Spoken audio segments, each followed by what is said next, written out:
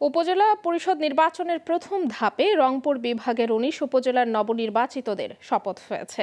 সকালে নির্বাচিতদের শপথ বাক্য পাঠ করান রংপুর বিভাগীয় কমিশনার মোহাম্মদ জাকির হোসেন।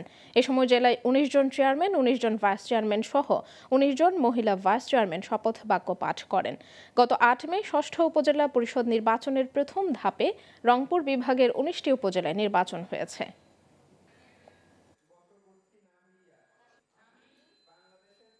সরকারি কর্মকর্তা এবং জনপ্রতিনিধি একসঙ্গে হয়ে যদি কাজ করা যায় তাহলে অনেক অসাধ্য সাধন করা যায়। আপনারা খুবই দায়িত্ববান মানুষ দেখে কিন্তু মানুষ আপনাদের নির্বাচিত করেছে। জনগণের প্রতি যে আস্থা, জনগণের ভোটের যে অধিকার প্রয়োগ করছে, সেই আমানতটা যদি আপনারা রক্ষা করেন তাহলে আপনাদের যেমন কর্মকাল সফল হবে, আমরা সবাই মিলে আমাদের দেশটাকে এগিয়ে নিতে পারবো।